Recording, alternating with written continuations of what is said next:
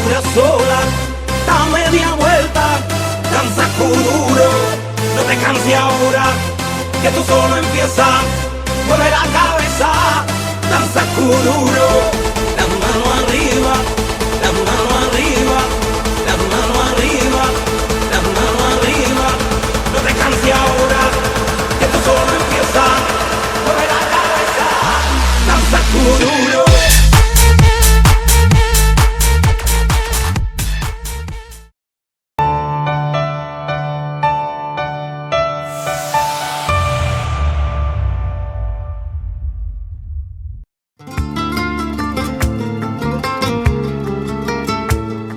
Señores concejales, presidente de la Asociación de Peñas Cordobesas, representantes de la institución que nos acoge, el Museo de Bellas Artes de Córdoba, señoras, señores, amigos, en este 2024 estamos conmemorando el fallecimiento del gran escultor cordobés Mateo Inurria. ¿Más? ¿No produce distorsión si lo...? Es que se te oye muy bajo. Ah.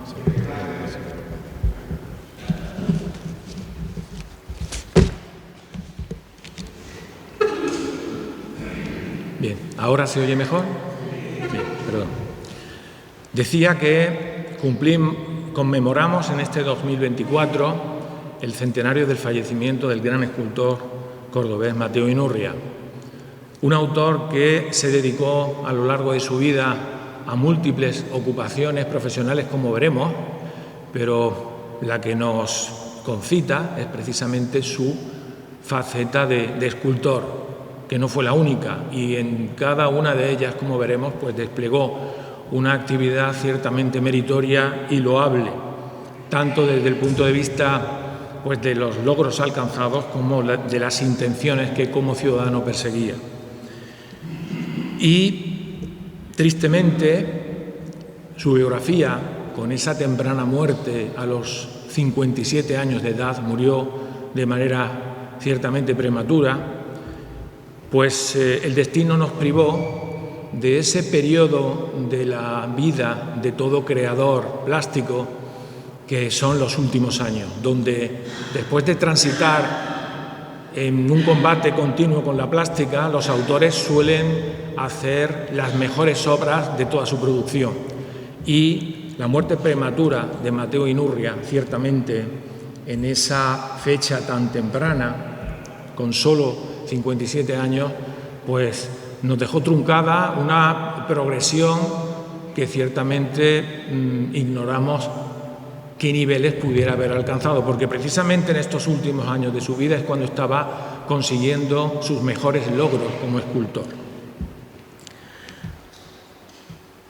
Ya se han hecho distintas intervenciones en torno a Mateo Inurria y yo me voy a ocupar de algo que es ciertamente difícil de transportar hasta Córdoba para integrarlo en este conjunto de merecimientos y de intervenciones que se realizan en torno al artista y a su obra, que es la escultura monumental.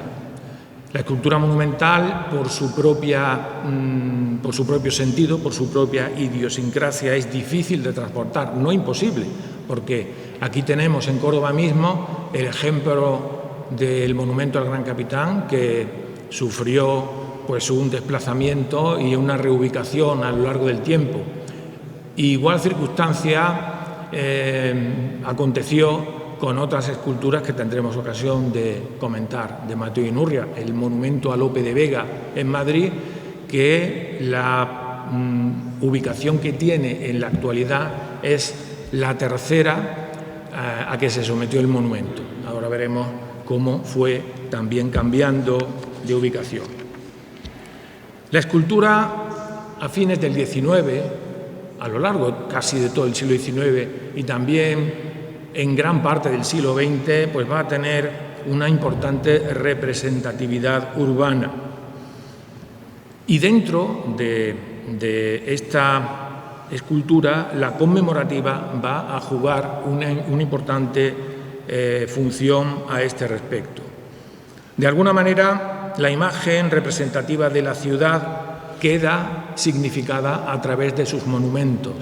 Y en este contexto en que nos situamos, paralelo a la biografía de Mateo Inurria, hay dos ciudades en España que van a tener van a jugar un importante papel a la hora de incorporar estas esculturas conmemorativas a su traza urbana, que son Madrid y Barcelona. Madrid con unas intenciones, puesto que es la capital del Estado y tiene que cumplir una serie de significantes, básicamente girando estos monumentos en torno al poder público y militar y en torno a la exaltación de la españolidad. Son los dos conceptos que, de una manera más perseverante, se atienden a la hora de contemplar el desarrollo iconográfico de estos monumentos públicos. Aquí tenemos, por ejemplo, el monumento que se erige en honor de Alfonso XII por motivo de la restitución de la monarquía. Es un conjunto que en su momento se volcó todo el esfuerzo porque resumiera los valores ideales que el mensaje de esa restitución de la corona venía a significar, y quedaron involucrados en torno al monumento los más importantes escultores de su tiempo, entre ellos, como veremos, Mateo Inurria. En Barcelona, sin embargo, de la misma manera que en Madrid defendía un mensaje concreto en la línea que acabo de comentar, pues Barcelona, el panorama de Barcelona, su pujanza económica, le permitió tutearse a este respecto con Madrid, pero con un referente catalanista, lógicamente. Aquí se dedicó la mayoría de los monumentos a considerar las figuras relevantes de la cultura catalana. Pero ninguna ciudad española quiso prescindir de estas intervenciones en la trama urbana, aunque ciertamente la importancia relativa de la escultura pública en cada uno de los municipios de provincias no era comparable con la gran cantidad de intervenciones que se llevaron a cabo en la capital. La mayoría de las grandes ciudades construyeron monumentos públicos, sobre todo las ciudades más relevantes del Estado español, y siempre eligieron figuras que tuvieran una relevante significación nacional. Y si además esa figura de significación nacional relevante habían nacido en ese entorno concreto ciudadano o tenía algún tipo de vínculo, cumplía mejor su cometido. Por tanto, se fomentaba este orgullo ciudadano metonímicamente, y los méritos de un compatriota engrandecían el nombre de la propia ciudad, como aconteció en el caso del monumento a Mateo Inurria.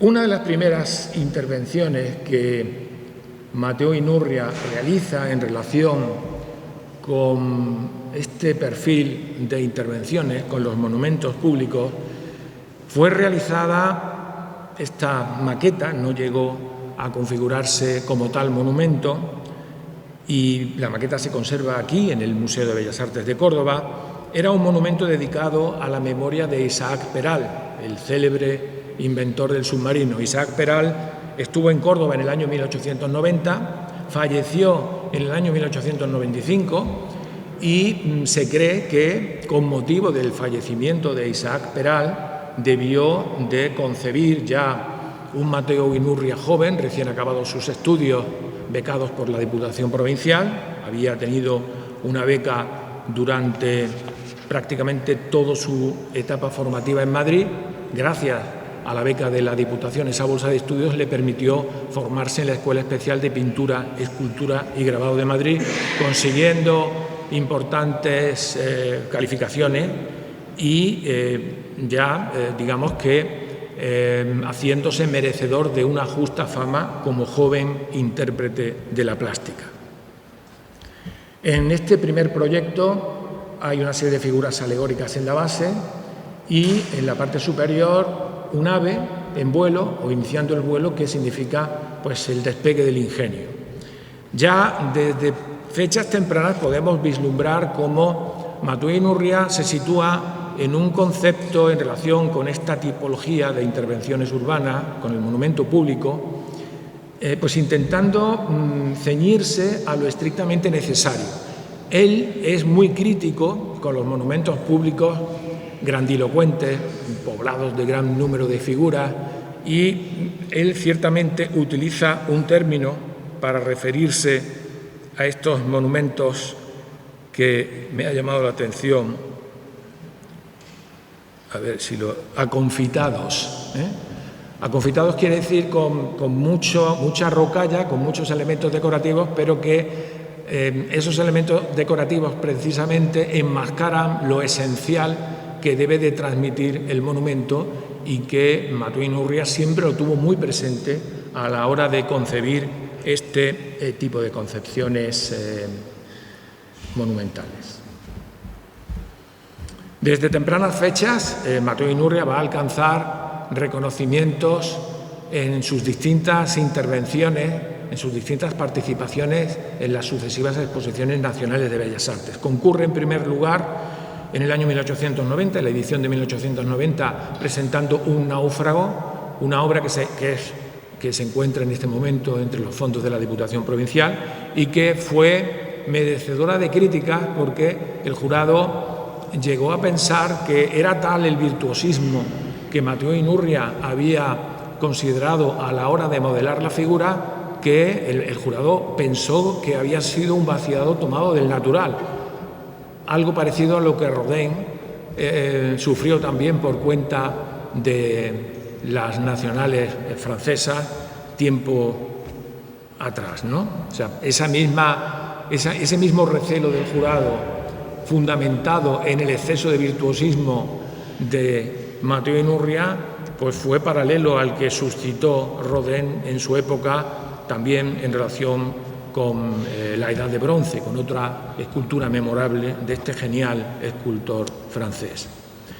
Con la obra Séneca consiguió ya una segunda medalla en la Exposición Nacional de Bellas Artes de 1895. Eso ya suponía un gran logro para un joven que contaba pues apenas con 20 y pocos años, ¿no? No me voy a detener en estas obras, simplemente para acotar su significación en este contexto cronológico, pues ya digo que, insisto en que desde fechas tempranas Mateu i Núrria pues gozó de un importante reconocimiento académico y también social, como veremos. Otro detalle de esta misma obra que está presente, pertenece a los fondos del Estado, pero está depositado en el Museo de Bellas Artes de Córdoba.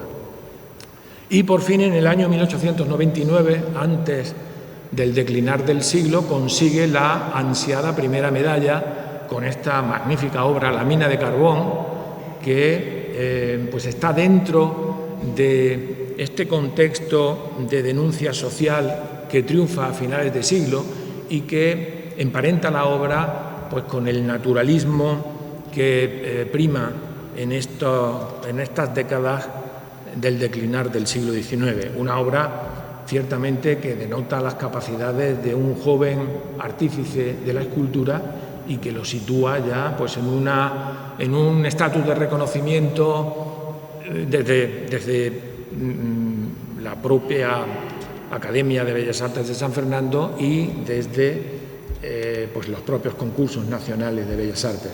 A partir de este momento, conseguir una primera medalla en esta época era ya pues quedar consagrado como escultor. I Núrria va a ser reclamado para conformar el jurado en distintas ediciones de las exposiciones nacionales de Bellas Artes, lo cual no significa que en alguna ocasión prescindiera de ese honor para poder concursar, como ahora veremos.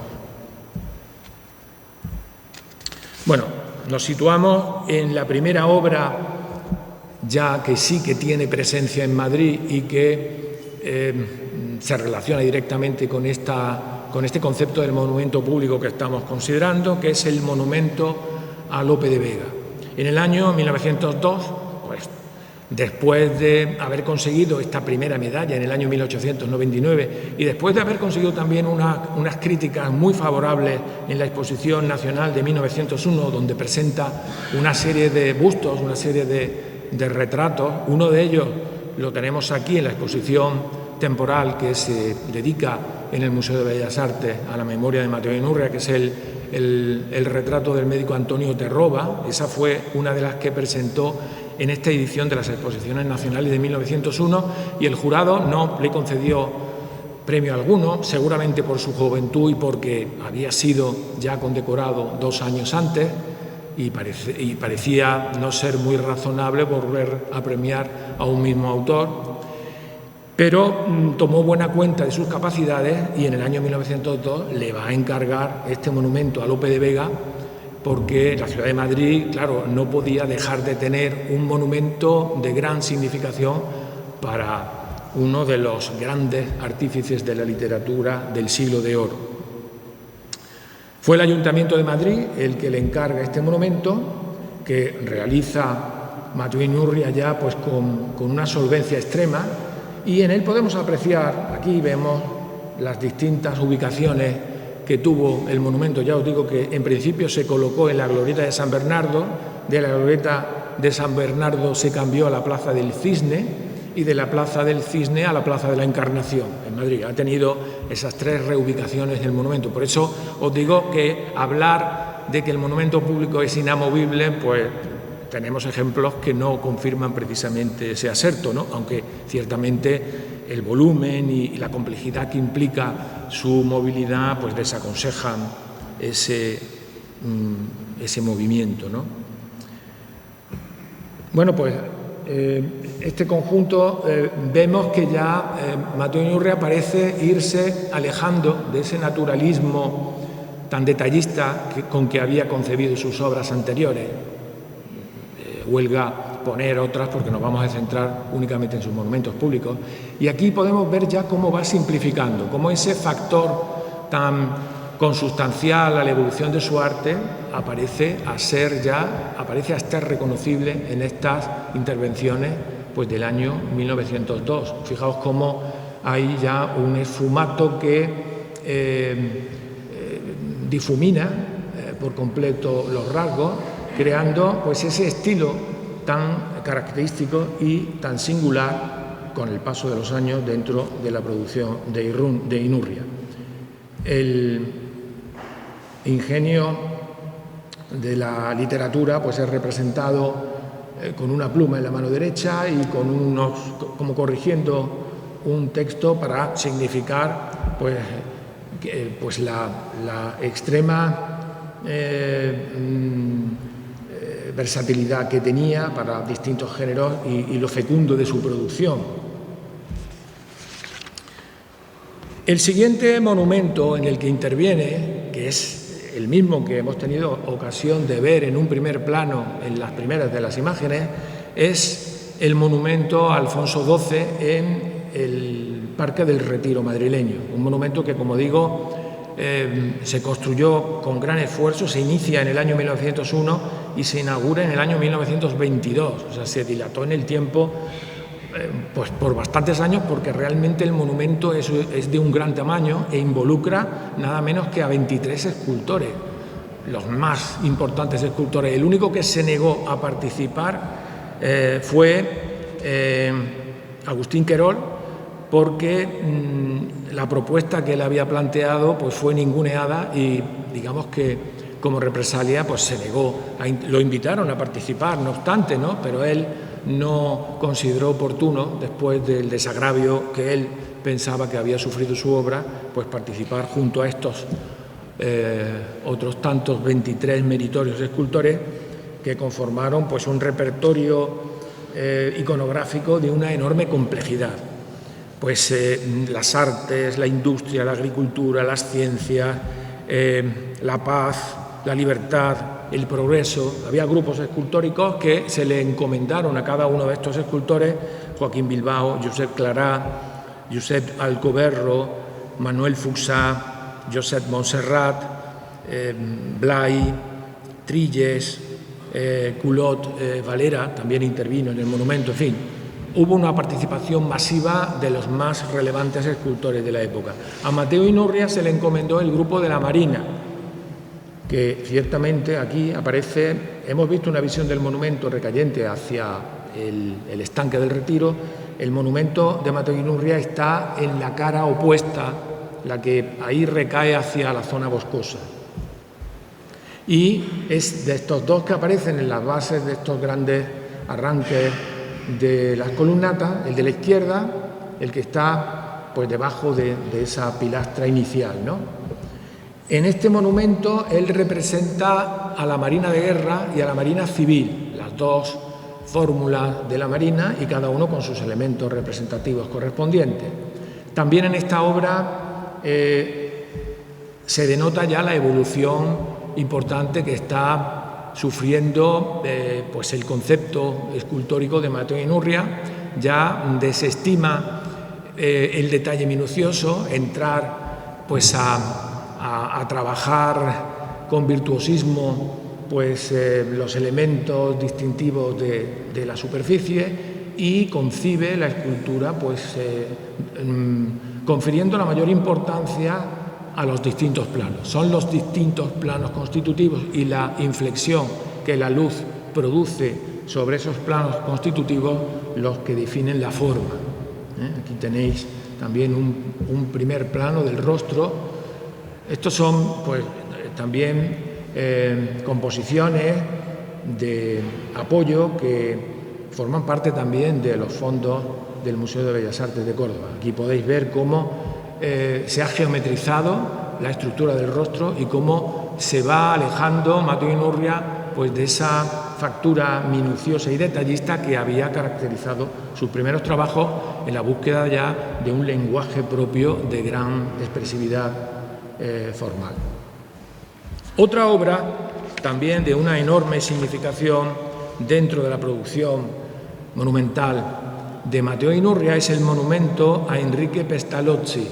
Enrique Pestalozzi fue un pedagogo suizo que vivió a caballo entre el siglo XVIII y el siglo XIX, y que sus aportaciones en relación con la pedagogía van a ser fundamentales. De hecho, él al mismo tiempo fue escritor y nos ha dejado pues a través de sus libros un razonamiento muy eficiente acerca de sus teorías en relación, innovadoras teorías en relación con la pedagogía, que han fundamentado pues gran parte de los desarrollos pedagógicos del siglo XX e incluso del siglo XXI. El encargo partió de la Escuela Superior de Magisterio de Madrid, pero no se ejecutó. Esa va a ser una de las desgracias que van a perseguir a Mateo Inurria a lo largo de su vida, que sus monumentos, sus propuestas son magníficas, pero luego, lamentablemente, no fructifican por medio de realizaciones reales. Por distintas vicisitudes, al final, pues las obras no llegan a ejecutarse, lo cual pues no deja de ser lamentable para un escultor de una fineza conceptual tan elevada como era la propia de Mateo Inurria. Bueno, aquí se representa al pedagogo como un hombre experimentado ya, quizá un tanto abatido y encorvado por el paso de los años y el esfuerzo del estudio, y al final está el pueblo falto de modelar, falto de educar, como expectante, vigoroso de fuerza, pero expectante para poder ser modelado por medio de la educación. O sea, el concepto que maneja Mateo Inurria ciertamente es de una gran solvencia en cuanto a su significado. Pero ya os digo que no llegó a ejecutarse, lamentablemente. Conocemos, esta maqueta se encuentra depositada en la Escuela de Magisterio de Madrid. Otra obra en la que interviene, recién llegado a Madrid, Mateo Inurria en el año 1911 pide el traslado, porque él ingresa en el año 1902 como director en la Escuela Superior de Artes Industriales de Córdoba, que él se encarga pues, de articular y de programar, ¿no? Porque realmente va a ser también un eficiente pedagogo de las artes. Y en el año 1911, quizá ya, pues, como consecuencia de estos encargos sistemáticos que se le transmiten desde Madrid, él decide pedirse el traslado y marchar a Madrid. Circunstancia pues bastante proverbial para el desarrollo de su obra y de su propio nombre, porque allí va a tener ocasión ya de contactar pues con las personalidades de Madrid. Se va a convertir, porque era una persona bastante social y que tenía don de gente, se va a convertir en un contertulio importante y va a tener una red de amistades que jugará un importante papel para la significación de su obra. Bueno, él prácticamente en Córdoba va a estar unos 27 años como docente. En Córdoba transcurren pues 15 de esos años y los restantes, los 13 restantes, pues van a discurrir en Madrid. En Madrid únicamente va a estar 13 años, o sea, desde el año 1911 hasta el año 1924 en que muere. Y veremos, vais a ver la cantidad de proyectos que ejecuta en esos únicos 13 años. Era un autor ciertamente muy trabajador y muy concentrado en el esfuerzo y en el propósito de su vida, que era precisamente la escultura. Bueno, pues en el año 1912, recién desembarcado en Madrid, él va como profesor de término de modelado y vaciado en la Escuela de la calle La Palma, que es la Escuela de Artes y Oficios Central de Madrid. Le encargan que complete la galería de madrileños ilustres que tiene presencia en el patio acristalado del Ayuntamiento de Madrid. En estas ventanas que hay en primera planta, en el centro de cada una de las ventanas, como podéis ver, pues hay un busto de uno de estos personajes ilustres madrileños. Mateu i Núrria se encarga de hacer 6 de los 12 personajes que se sitúan elevados en esta disposición. 2 militares, Francisco Ramírez de Madrid, un general del siglo XV, Gonzalo Fernández de Oviedo y Valdés, también militar, político e historiador. Por eso el personaje aparece ya con unas facciones, quizá en su condición de militar antiguo, pero de historiador presente, ¿no? Un religioso, Fernando de Vargas, que fue obispo de Burgos, y un arquitecto, Juan Bautista de Toledo, formado en Italia junto a Miguel Ángel y ejecutor de importantes proyectos urbanísticos en el Reino de Nápoles, pero sobre todo se debe su fama, su presencia en la historia de la arquitectura por haber sido quien dio la traza de los primeros proyectos del monasterio de San Lorenzo del Escorial, luego muy modificados por su discípulo y colaborador Juan de Herrera. Aquí aparece el arquitecto pues a la usanza del siglo XVI. Y 2 pintores, decía, 2 pintores, el primero de ellos, Francisco Ricci, pintor de Felipe IV y de Carlos II, así como del Cabildo de la Catedral de Toledo. Francisco Ricci fue un autor que desarrolló un concepto del barroco muy dinámico, luego completado por Claudio Coello, pintor de cámara de Carlos II, que va a desarrollar lo que se conoce en pintura como barroco decorativo dentro de su producción. No me quiero entretener porque son muchas las diapositivas y prefiero que... Este conjunto se completaba con otras tantas esculturas, con otros tantos bustos realizados ya por otros intérpretes que glosaban las figuras de Calderón de la Barca, de Ercilla, de Tirso de Molina, Lope de Vega, Jerónimo Quintana y Quevedo. Pero estos otros 6 que acabo de citar no corresponden ya a la mano de Mateu i Núrria, sino a otros escultores contemporáneos. Mateu i Núrria es ya un autor con un reconocimiento académico, profesional y social importante. Ya hemos hablado de su primera medalla. En el año 1897 en Córdoba se le nombra académico numerario de la Real Academia de Córdoba. En el año 1915 concurre unas circunstancias que son apasionantes porque, fijaos, él participa con un conjunto de sus obras, aporta un elenco de esculturas en la Exposición Nacional de Bellas Artes de ese año y de los 50 votos posibles, 50 miembros del jurado, lo votan 34 para la medalla de honor. Y el reglamento precisa que para darle la medalla de honor tenía que tener 36 votos. Y no, la gente, sus amigos, los artistas de Madrid no conciben que con 34 votos de los 50 no se le conceda la medalla de honor, y no se le dio, no se le concedió finalmente la medalla de honor. Pero era tal pues el compromiso y, digamos, el nivel de admiración que tenían sus compañeros artistas y sus amigos por la propia obra de Inurria, que le dieron un homenaje tal y como si le hubieran dado la medalla de honor. O sea, que fue una cosa, además, de hecho, años después, en el año 1920, como ahora veremos, le concedieron finalmente la medalla de honor con pleno derecho, y muchas de las crónicas hablan de que mató Inurria, de hecho, digamos que de derecho. De hecho, no tiene más que una medalla de honor concedida por las Exposiciones Nacionales de Bellas Artes, pero de derecho en las crónicas hablan de que era meritorio de 2 medallas de honor. La de 1915, que no le fue otorgada por cuenta del jurado, pero sí por el público y por los artistas, y la de 1920.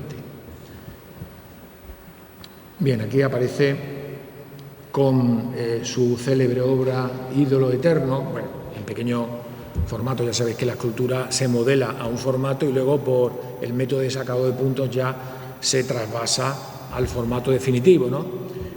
Hoy no se hace así, hoy se hace con láser, hoy se lleva lo que el artista ha modelado a un tamaño, digamos, asequible, y luego con un sistema de lectura de láser, ya el láser va trasvasando a la piedra al tamaño que queramos esas formas que luego el artista, que ya previamente ha elaborado el modelo, pues se encarga de refinar y de ultimar.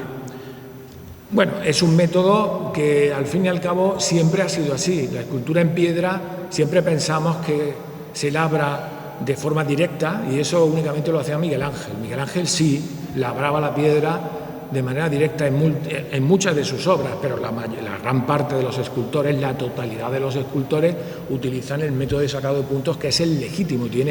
La escultura tiene un proceso, es muy fatigosa de realizar, y aquí estamos viendo a Mateo Inurria junto a la pieza modelada por él, que se utiliza después para traspasarse ya al tamaño definitivo. Su intervención como miembro del jurado, aquí lo tenemos, agachado y tocando una pieza, una escultura, pues para valorar su consistencia y su ejecución técnica, para poder discernir los méritos de la escultura y poderle dar una valoración desde el punto de vista técnico, confiriendo el premio correspondiente si procediera, ¿no? Este dibujo es muy interesante porque se realiza seguramente de resultas de la medalla de honor conseguida en el año 1920 por la edad. Muere con 57 años, pues en el año 24, 4 años antes de fallecer.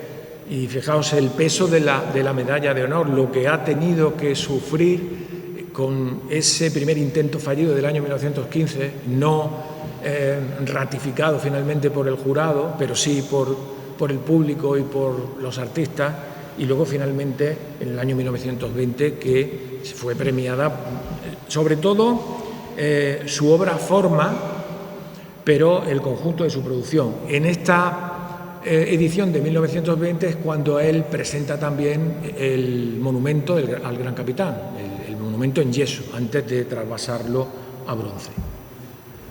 Esta es la fiesta que le organizan en el Hotel Ritz sus compañeros cuando no le dan el premio. Cuando no le dan el premio, pues los propios compañeros lo celebran como si lo hubiera conseguido en el año 1915. Otra participación importante en otro proyecto inconcluso, el proyecto más ambicioso que se acometió pues a lo largo de todo el siglo XX en Madrid, fue el monumento a Cervantes. El monumento a Cervantes, que se convocó con motivo de la conmemoración del 3er centenario de la publicación del Quijote. Bueno, pues había otro monumento construido por Antonio Solá, que estaba pues junto al Congreso de los Diputados, pero ese monumento se juzgaba como poco relevante, no tenía entidad para un personaje de una significación universal tan importante como era Cervantes, que prácticamente pues era el autor más reconocido a nivel mundial en el ámbito de la literatura, y por tanto se convocó un nuevo concurso para construir un proyecto ambicioso en el que intervinieran pues las 20 naciones de habla hispana. Se pretendía que allí estuvieran representadas las 20 naciones de la tierra que hablan español. Bueno, pues se convocó finalmente el concurso en el año 1915 y se presentaron nada menos que 53 proyectos. Participó Mateo Inurria con Teodoro Anasagasti, que es el arquitecto con bigote que aparece aquí a la derecha. Teodoro Anasagasti fue el arquitecto autor del proyecto del edificio ABC, un edificio historicista que está en la calle Serrano, pero luego Teodoro Anasagasti va a mutar en su concepto arquitectónico hacia unas directrices mucho más innovadoras, digamos que con una depuración formal en cuanto al concepto arquitectónico muy acusado, y va a entrar ya pues en una conceptuación de la arquitectura mucho más comprometida con la modernidad. De hecho, pues su contribución a este proyecto del monumento a Cervantes pues va en ese sentido, definir como una especie de obelisco coronado por la efigie de Minerva o Atenea, diosa de la sabiduría y de la inteligencia, y pues la historia y la patria coronando a Cervantes, como ahora veremos. Es un monumento que tiene pues importantes figuras alegóricas. El idioma, la fuente del idioma, está en la base del obelisco, ahora la veremos en primer plano, y ahí hay dos figuras que representan la inspiración femenina y la constancia, la fuerza, representada por medio de un guerrero, como dos de los atributos fundamentales para la creación literaria.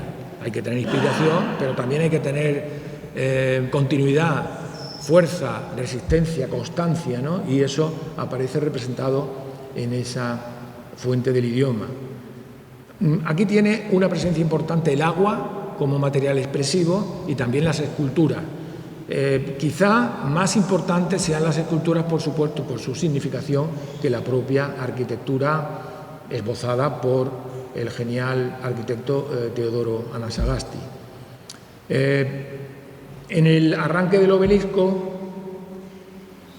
hay dos representaciones que en el preproyecto pues van a tener un perfil iconográfico y luego son convertidas en el Gran Capitán y en el Alfonso X el Sabio para significar la vida activa del guerrero y la vida contemplativa, la vida del escritor, del intelectual. Alfonso X el Sabio, el intelectual, el Gran Capitán, el guerrero, porque esas dos condiciones las tuvo Cervantes en su vida. Cervantes fue guerrero también, perdió su brazo en la batalla de Lepanto y luego se dedicó a la escritura, donde se convirtió pues en el autor más destacado de las letras hispanas. Aquí tenéis el grupo que corona el conjunto, con la figura de Cervantes coronado por una corona de laurel por parte de la historia y de la patria, y la figura de Atenea.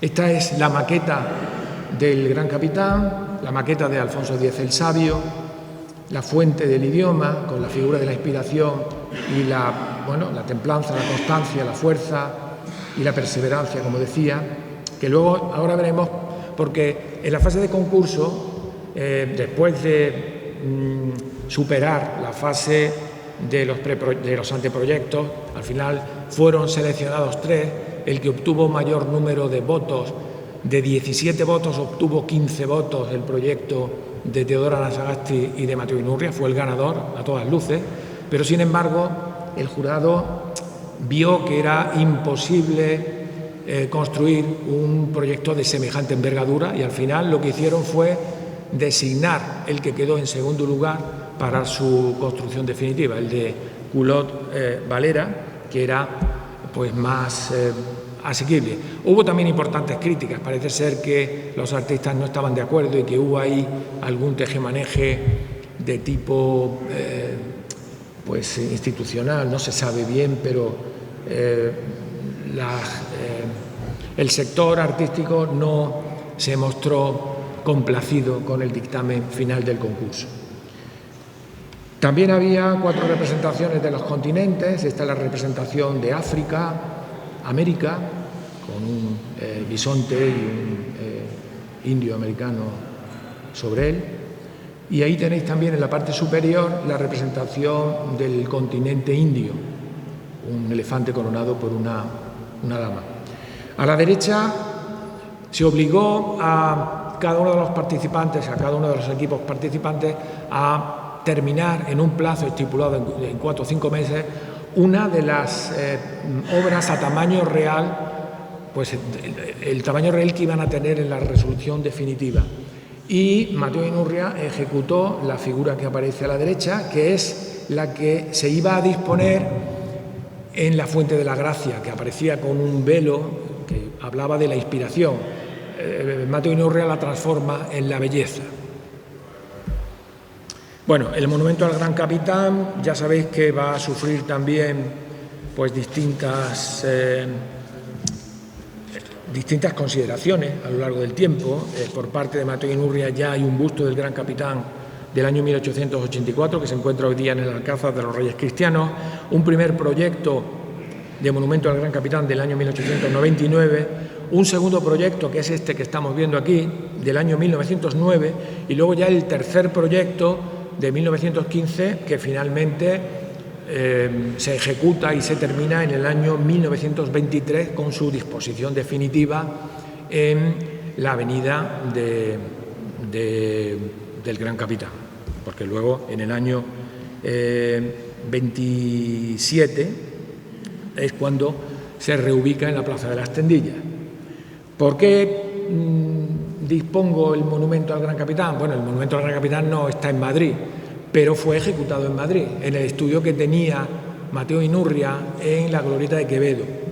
Y era pues un objeto casi de veneración por parte de los escultores y de los artistas de la época. Era muy habitual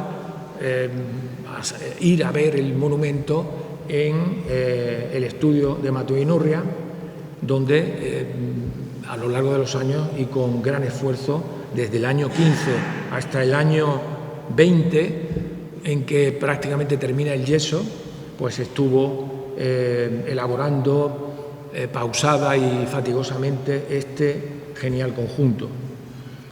Bueno, ya veis cómo también esta propuesta del segundo proyecto fue modificada en el tercer proyecto. Aquí tenéis en la Exposición Nacional de Bellas Artes del año 1920, donde fue distinguido Mateo Inurria con la Medalla de Honor, pues dentro, esto no participó, no lo planteó, digamos, como obra en la sección oficial, sino que lo presentó como fuera de concurso, pero ciertamente era un proyecto que, siendo presentado fuera de concurso, no podía quedar desapercibido, de tal manera que el conjunto de sus bustos, la obra forma fundamentalmente, fue la que consiguió esta consideración de medalla de honor. Aquí tenéis al rey Alfonso XIII pues pasando, visitando la Exposición Nacional de Bellas Artes y contemplando el monumento dedicado al Gran Capitán. Otra intervención también muy relevante dentro de la producción de Inurria es la realizada para el Casino de Madrid. Entre el año 1919 y el año previo a la muerte del artista, en el año 1923, ejecuta para el Casino de Madrid, para la nueva sede, una sede, como veis, magnífica, pues para la escalera monumental, para el desembarque ya en el primer piso de la escalera monumental, ejecuta Mateo Inurria. Aquí tenéis detalles de este grupo, que es una toma de pues los yesos que hay aquí en el Museo de Bellas Artes de Córdoba y que venía a representar las 3 edades de la mujer, quiso aquí Mateo Inurria pues simbolizar los 3 momentos que él estimaba como más relevantes en la vida de toda fémina, ¿no? El momento de la pubertad, y que él tituló Crisálida. Ahí representa Inurria a una joven en transformación de niña a mujer. De hecho, el repliegue de los brazos ante el pecho y la posición de las piernas también replegadas, pues nos evoca ese proceso de transformación milagroso que se produce en el capullo de seda de larva a mariposa. La segunda, este es el de Crisálida, un detalle. La segunda escultura es Coquetería, también denominada Mariposa, fijaos, porque le da continuidad a lo que acabo de referir en relación con el primer comentario de Crisálida. En Coquetería quiere significar Mateo Inurria el momento de la eclosión de la belleza femenina, pues en ese impas de máximo esplendor. Digamos que el espejo está revelando la verdad, la conciencia. La dama que se mira en el espejo es consciente de la belleza y de que está preparada para la misión a la que se juzgaba en ese momento como fundamental en la vida de toda mujer, que era pues la procreación, dar continuidad a la especie, ¿no? También aquí, y eso subraya pues la enorme capacidad intelectual del artista, de Mateo Inurria, pone en desarrollo la noción neoplatónica de las 2 caras del alma, significada por la presencia del espejo. El lado inferior vuelto hacia el cuerpo, el dorso del espejo, y el lado superior vuelto hacia la inteligencia, que es el espejo mismo. O sea que ese concepto neoplatónico lo considera. También podríamos otorgar la significación a ese espejo, pues una significación que entronca con un postulado muy propio del mundo islámico, ¿no? Que es un clásico de la literatura islámica, por la cual la mujer, a través del espejo, pues visualiza su futuro, su pasado y también su presente. O sea que a través del espejo está visionando la misión que ha de cumplir respecto a esta continuidad de la especie.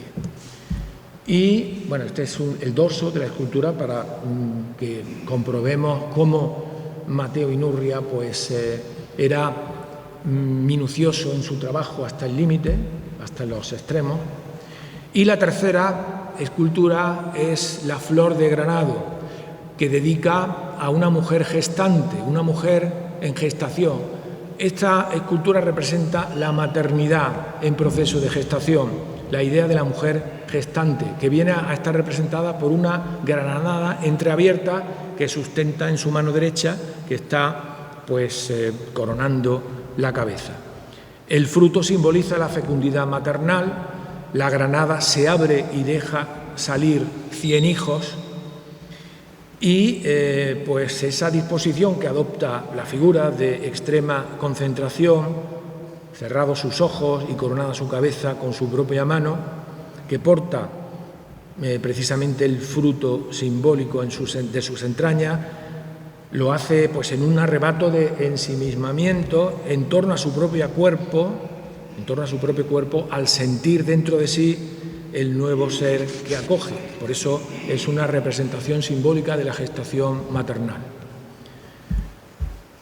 En el año 22, todos estos logros, todos estos merecimientos le hacen merecedor de conseguir la condición de académico de la Real Academia de Bellas Artes de San Fernando. Esta es la carátula de su discurso de presentación. El discurso de presentación de Mateo Inurria no puede ser más original. Un escultor no tiene por qué transmitir verbalmente un mensaje, sino hacerlo a través de su medio de expresión, que es la escultura. Y el título de la obra es suficientemente explícito. La titula Mi discurso en mármol. El título de la escultura es Ensueño, pero tiene este subtítulo, Mi discurso en mármol. Una obra pues de las más importante de Mateo Inurria, que forma parte de los fondos de la Real Academia de Bellas Artes de San Fernando. Narciso Centenax fue quien contestó al autor en su discurso en mármol y ponderó su labor como restaurador de monumentos arquitectónicos antiguos. Él estuvo nada menos que 20 años restaurando la mezquita. Hoy día la mezquita tiene ese aspecto tan imponente en su fachada y en distintas partes del edificio gracias a Mateo Inurria, que se tiró 20 años restituyendo todos esos yesos, tanto en la mezquita como en los primeros trabajos arqueológicos de Medinazara. También se ponderaba en este discurso por parte de Narciso Centenax su condición de coleccionista de antigüedades, porque Mateo Inurria fue un apasionado coleccionista de antigüedades y, por supuesto, su gran labor como pedagogo de las artes. Un detalle de... Bueno, ya vamos a ir terminando. Y ya el monumento a Rosales, que es del año 22, fue encargado por parte del Círculo de Bellas Artes. Mateo Inurria era en ese momento socio del Círculo de Bellas Artes y fue socio desde el año 1916 y desde el año 1918 era quien presidía la Comisión de Escultura. Por tanto, el primero al que se dirigieron fue a Mateo Inurria, que realiza una escultura pues a un pintor que es ciertamente de los más destacados del siglo XIX. No había monumento alguno en Madrid dedicado a este genial pintor, Eduardo Rosales, y este es uno de los bocetos en yeso que también forma parte de los fondos del Museo de Bellas Artes. Y finalmente el monumento, un monumento escueto, un monumento sintético, pero que muestra de una manera muy directa y sincera los posicionamientos de Mateo Inurria. Él llegó a escribir: quiero hacer una obra, refiriéndose a este monumento a Eduardo Rosales, quiero hacer una obra de puro arte que sea el resumen de toda mi labor. Y ciertamente lo consiguió. Esto ya se sitúa en el umbral de un discurso moderno que hubiese evolucionado ciertamente dentro de estas directrices de no haber fallecido prematuramente. Y, por último, ya los monumentos funerarios, que también para Mateo Inurria tuvieron una importante significación. Esto es un proyecto de monumento, también forma parte de los fondos del Museo de Bellas Artes de Córdoba, y voy a mostrar dos únicas obras que tienen presencia en Madrid, en el cementerio de la Almudena: el Cristo del Perdón o el Cristo Redentor. Ambos títulos se le otorgan en la bibliografía existente, en los estudios realizados en torno a la obra de Inurria, donde podemos ver ya cómo el discurso plástico se va geometrizando, va avanzando cada vez de una manera más decidida y comprometida, pues hacia un lenguaje de modernidad que, de no haberse visto truncado pues por su muerte prematura, pues hubiera alcanzado unas cotas ciertamente de mayor compromiso pues con su momento histórico. Aquí tenemos el Cristo del Perdón, ubicado en la fachada de la galería del cementerio de la Almudena, el cementerio, la necrópolis del Este, hoy día. Un detalle de la figura de Cristo que también tenemos aquí en el Museo de Bellas Artes. Y la otra figura es la de San Miguel Arcángel pesando las almas. Bueno, una idea que tiene iconográfica, que tiene pervivencia desde el mundo egipcio. También en el mundo egipcio la ceremonia del peso de las almas, y en el cristianismo se toma directamente de la iconografía egipcia, ¿no? Aquí aparece San Miguel Arcángel pesando las buenas acciones del difunto. Esta otra escultura está en la galería, pero en el lado recayente hacia el lado de las tumbas. Aquí tenemos el monumento, la escultura localizada en su emplazamiento. Y ya finalizando, decir que Inurria fallece el 21 de febrero del año 1924 a las 12 de la mañana en su estudio. Bernardino de Pantorva apostilla en la entrañable monografía que le dedica en el año 1967, yo creo que uno de los mejores opúsculos realizados en torno a la obra del artista. Apostilla: en Madrid aquel día nevó intensamente, pues quizá subrayando la magnificencia del autor en relación con las esculturas en mármol, estableciendo un paralelismo entre el mármol que tanto había bañado por medio de su polvo la fisonomía del escultor, que la nieve también había caído como homenaje en el día de su muerte, ¿no? Adolfo Aznar Fusac, discípulo de Mateo Inurria, luego cineasta, un personaje muy interesante que aquí en Córdoba no es especialmente conocido, pero tengo especial interés por estudiar el personaje porque fue uno de los primeros animadores, uno de los más tempranos autores del cinematógrafo que realizó una película de dibujos animados. Primero fue escultor y discípulo de Mateo Inurria. Le realizó esta escultura que en el año 28 se dispuso el 25 de septiembre del año 1928 en los Jardines de Agricultura como homenaje al artista. Y ya para finalizar, yo quisiera trasladar una propuesta, porque como veo que aquí hay representantes políticos y hubo una circunstancia lamentable para un artista como Mateo Inurria por parte de un grupo de salvajes ciudadanos.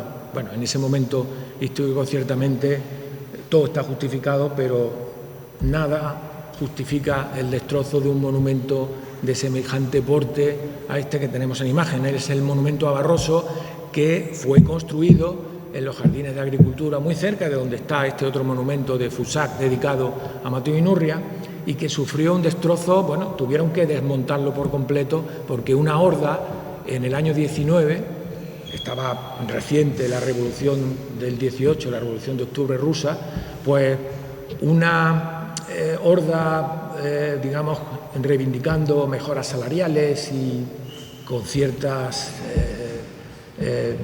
pues pretensiones reivindicativas, atacó el monumento y lo destrozó.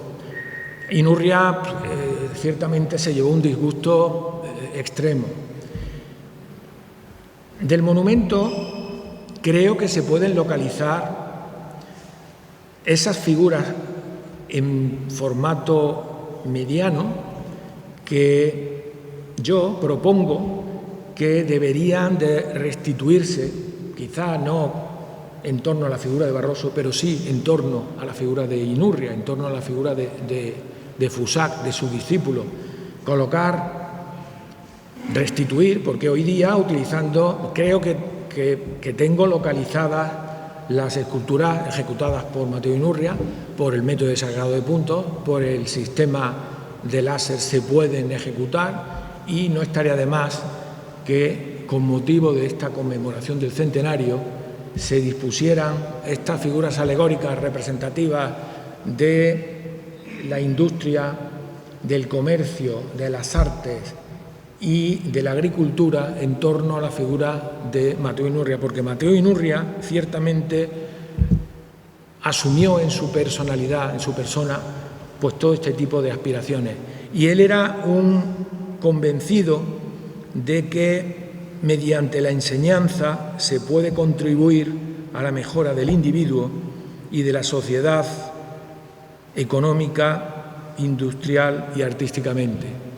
Y yo creo que sería una buena oportunidad para restituir una obra meritoria, una obra fundamental de este artista en su ciudad natal y, de alguna manera, desagraviar lo que aquella horda en el año 19 pues realizó con un monumento que tenían que haber respetado. Así que nada más y muchas gracias.